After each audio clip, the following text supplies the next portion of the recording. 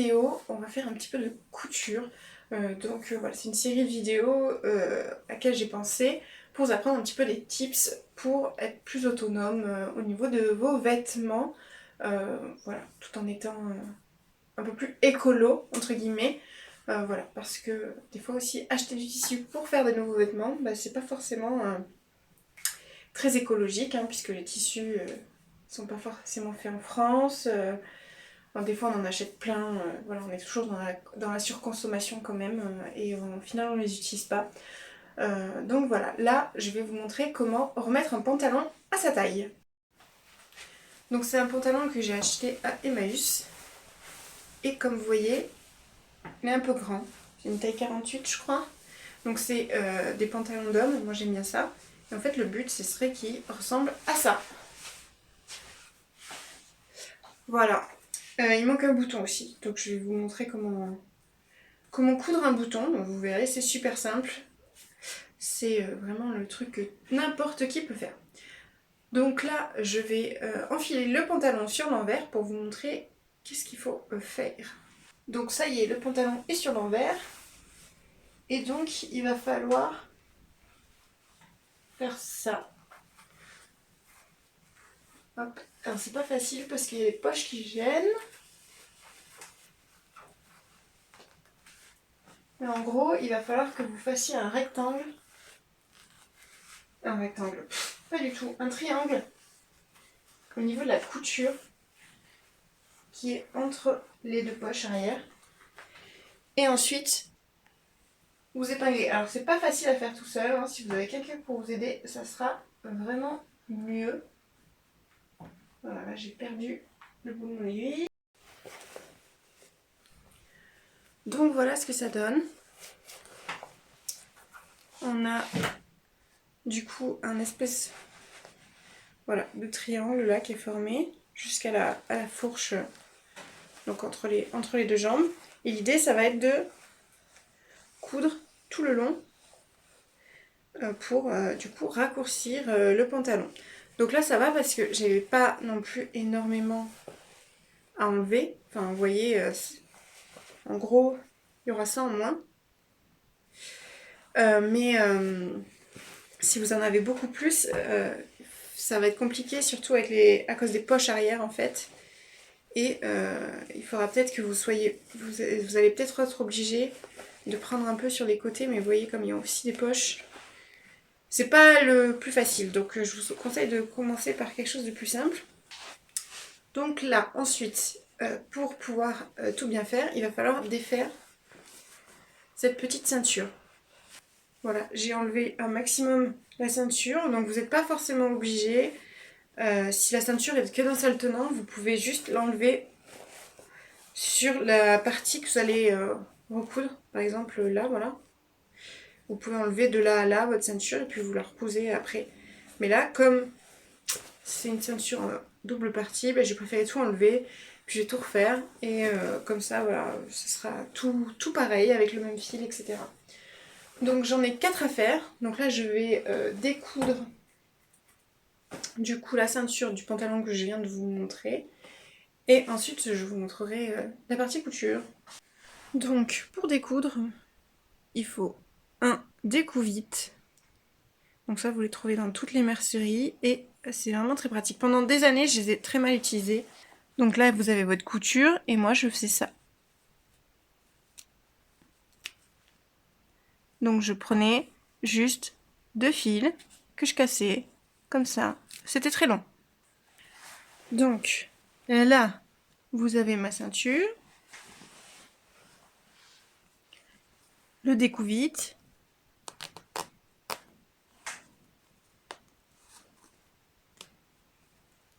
c'est pas évident d'essayer de cadrer en même temps.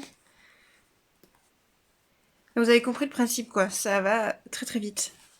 Si vous avez une ligne droite, ça peut aller très très vite. Là, le problème aussi, c'est que j'ai les anses de la ceinture qui font que ça me bloque de temps en temps. Mais bon, on est quand même sur quelque chose d'assez rapide. Plus rapide que si je faisais les coutures une à une. Hein. Voilà, donc je vais faire ça tout le long. Et vous voyez là au milieu, je vais avoir la double ceinture, quoi, en gros. Donc ça, c'est la fente du milieu. Et donc voilà, il va falloir que j'enlève les deux côtés de ceinture. Et ensuite, on passera à la couture.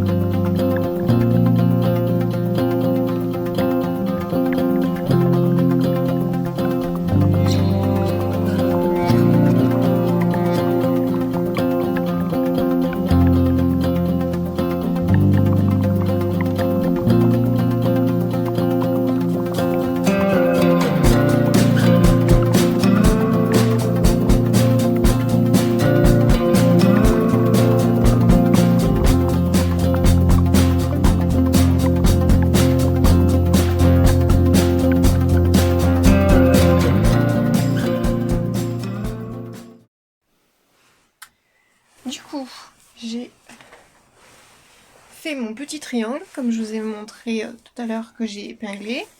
Donc, voilà. Bon, en termes de lumière, on n'est pas ouf. Voilà. Donc là, on voit bien la couture. Je vais couper le surplus. J'ai essayé mon pantalon d'abord, hein, pour être sûr qu'il me va bien.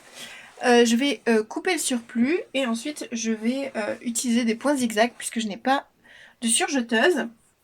Donc la surjeteuse, c'est ce qui vous permet de faire des points, on verra rien, un peu comme ça là.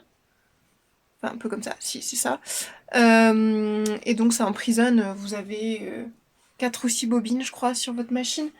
Et voilà, ça, là vous êtes sûr que votre fil, enfin votre tissu ne va pas s'effiler et du coup perdre la couture. Donc là, je vais en faire 2 passages avec le plus petit point zigzag que j'ai sur ma machine et un plus large pour être sûr, parce que comme c'est au niveau des fesses, j'ai pas trop envie que mes points se défassent. Donc voilà, là je vais couper toute cette partie là qui est en trop et ensuite je vais faire le point zigzag et je vais le garder parce que j'ai un pantalon qui est trop petit et du coup je m'imaginais pouvoir l'agrandir avec mes chutes là. Je vais choisir celle qui est le moins bizarre, enfin comment dire, celle qui se rapproche le plus de la couleur originelle. Voilà, donc j'ai fait ça et là je vais passer au point zigzag. Donc on fait bien attention de ne pas emprisonner les poches.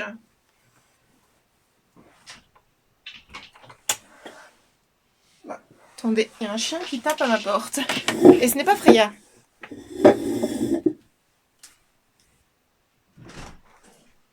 Bah alors, qu'est-ce que tu fais là?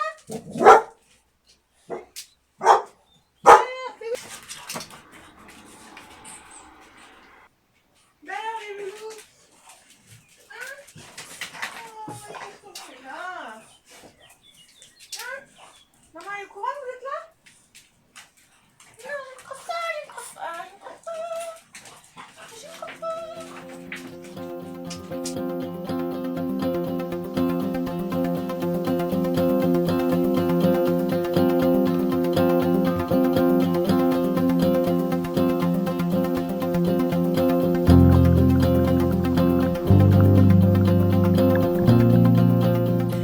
Donc lui ensuite ça va être le plus relou parce que toutes les anses de ceinture en fait sont pas cousues déjà dans la ceinture.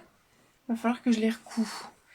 Donc une fois qu'on a fait notre petit point zigzag, on va repasser sur la ceinture. Et donc l'idée, c'est de la remettre comme il faut, avec les anses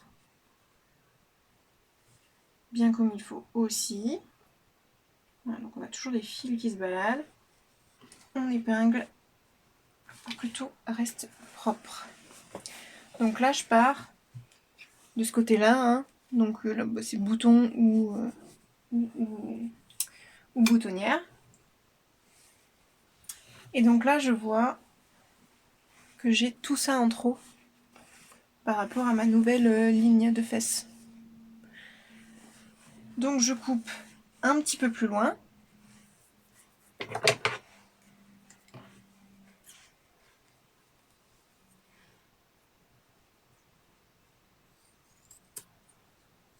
Hop. Et je vais faire pareil de l'autre côté. Donc pareil, j'arrive de l'autre côté. Je vais couper. Et là, j'ai une anse qui est vraiment pile sur ma couture entre les deux poches.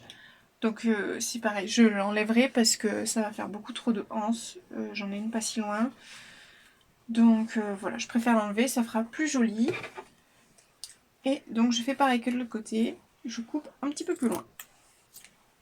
Une fois que j'ai fait ça, donc je vais découdre cette petite anse. Donc mon découpe vite est au salon, mais je vais faire avec ça. Donc on met les deux pans de ceinture endroit contre endroit, donc c'est-à-dire le côté qui sera visible contre le côté qui sera visible. Et on essaye d'être un maximum symétrique. Et ensuite, on peut épingler si on a envie. Hop. Moi, je ne le fais pas parce que la flemme. Voilà, donc là, hop, petite couture droite. Et c'est parti. On fait et marche arrière. À l'entrée et à la sortie pour être sûr que ça ne se défasse pas, quoi.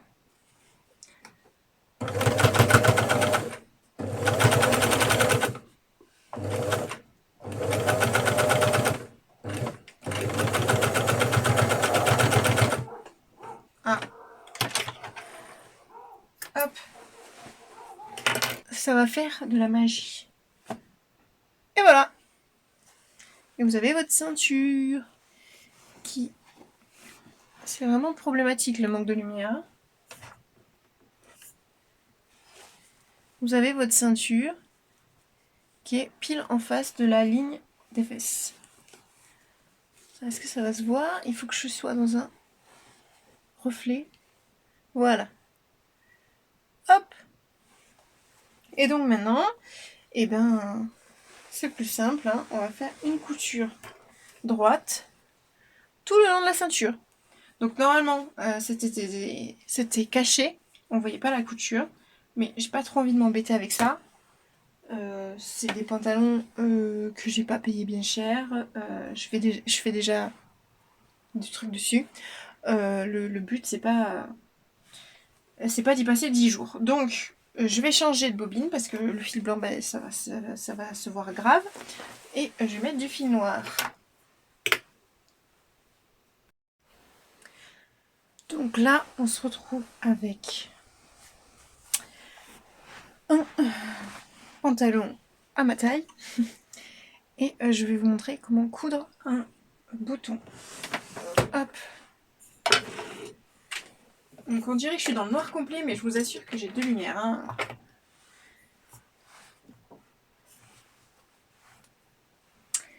Donc, on va le placer à l'endroit où il y avait l'ancien bouton, ça se voit. Et vous voyez, on voit même... Il y a des petits points, je sais pas si vous les verrez. Vraiment, j'en ai un peu marre de cette lumière. Donc, je vais prendre du fil. Hop. Pas besoin d'une longueur excessive. Hein. Ça va aller très vite. Fais un petit nœud, enfin plusieurs petits nœuds, pour éviter que ça puisse passer à travers les mailles. Hop. Donc, je passe mon fil dans l'aiguille. Ce qui est... Ah, voilà. Et ensuite, je place mon bouton à l'emplacement.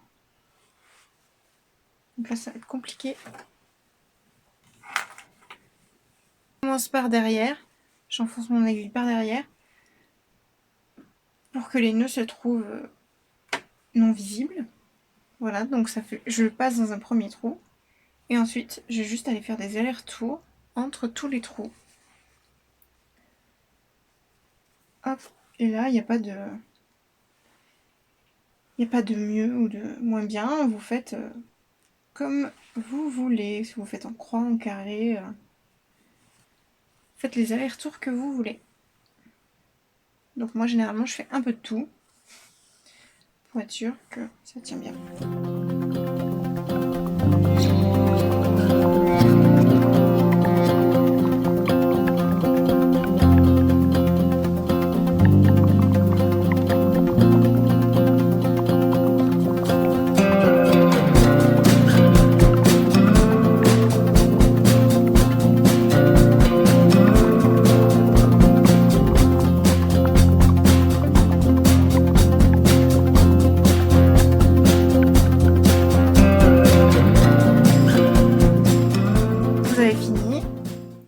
Soit vous refaites plein de petits nœuds comme la première fois, soit vous avez du fil de l'autre nœud qui vous reste et vous faites un nœud avec.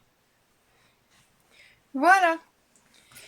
Et du coup, c'est fini. Ensuite, on coupe un peu les fils pour qu'ils soient moins au milieu. Et voilà. Un petit bouton. Et voilà, on a un pantalon comme neuf pour pas grand chose. Donc ce pantalon, comme je vous l'ai dit à un moment, je l'ai payé 5 € à Emmaüs. Voilà, bon, tout le lot de pantalons, je l'avais payé 5 €. C'est pour ça que je les avais même pas essayés. Voilà. Comme c'était des tailles pour hommes, je me disais que dans tous les cas, j'arriverais à rentrer sûrement dedans.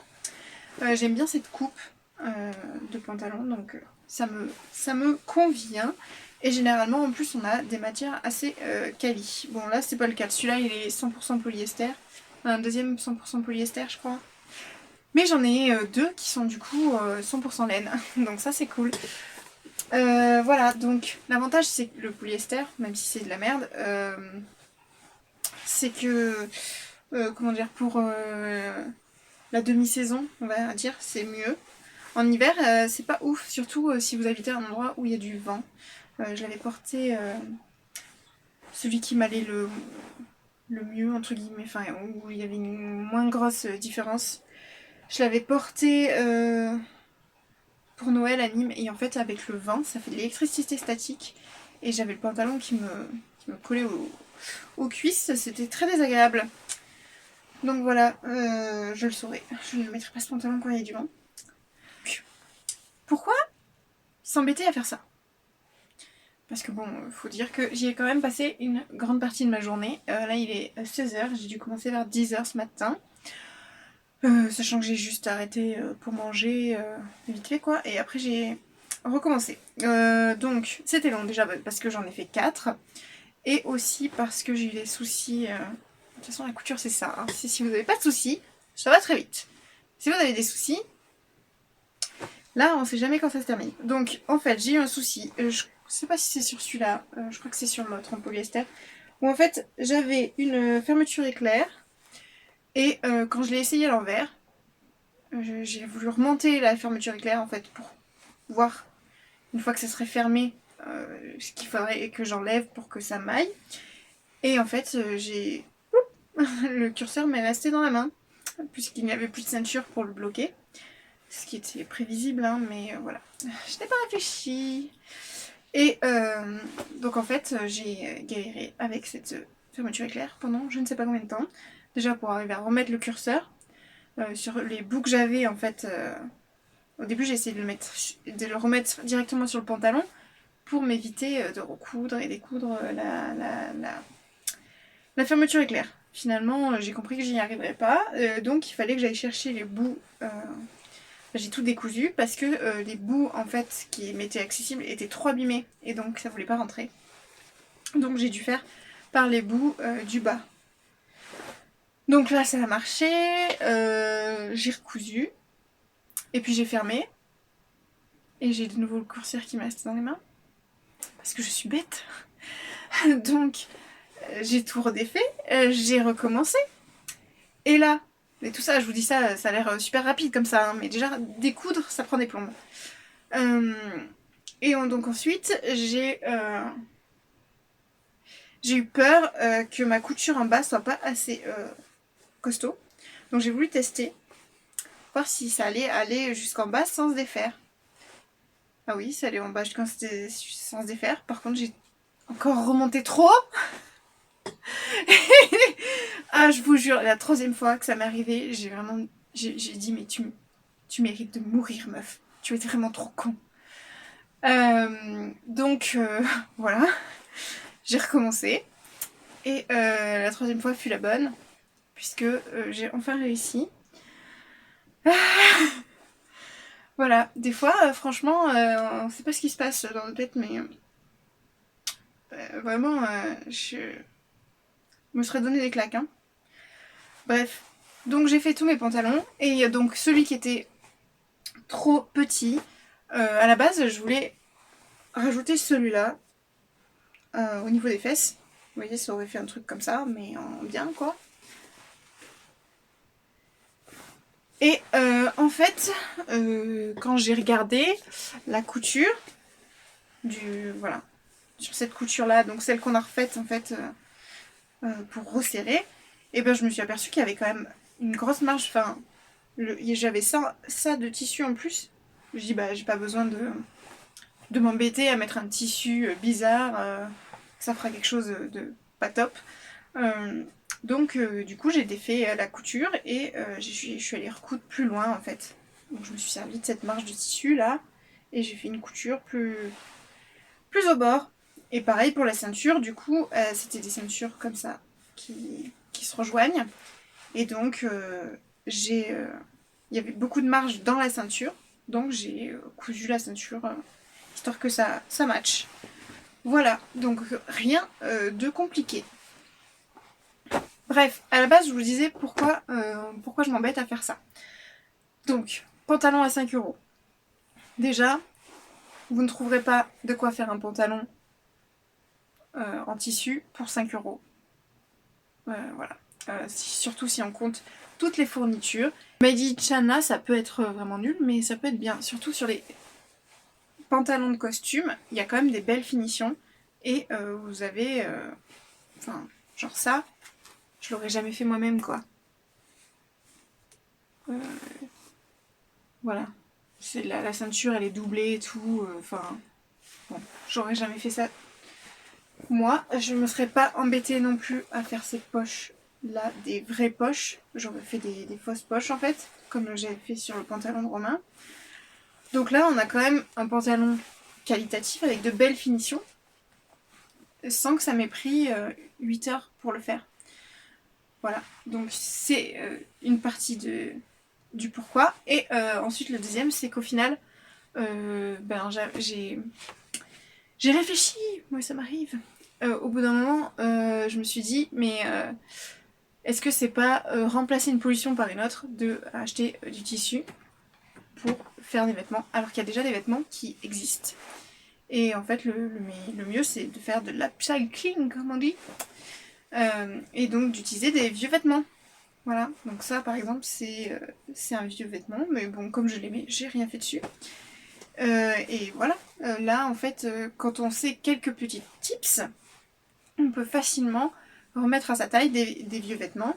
Ça en plus c'est des pantalons qu'on voit de plus en plus dans les rues, enfin ça c'est quand même à la mode entre guillemets.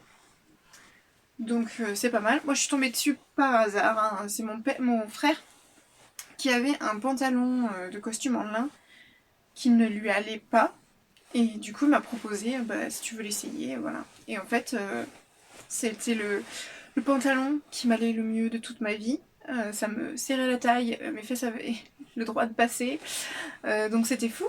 Et donc je me suis dit, mais en fait, faut que j'arrête d'acheter des pantalons pour femmes. Faut que j'achète des pantalons pour hommes. Je vous invite à vraiment vous pencher sur la seconde main et à vous mettre à la couture. Là, moi, j'ai une vieille machine à coudre que ma mère a eue pour ses 17 ans. Donc, vous voyez, elle marche encore. Et elle marche mieux que celle que vous pouvez acheter maintenant. Donc, oui, vous pouvez aller sur le Bon Coin et vous trouvez une petite machine à coudre. Vous en avez pour 35 €,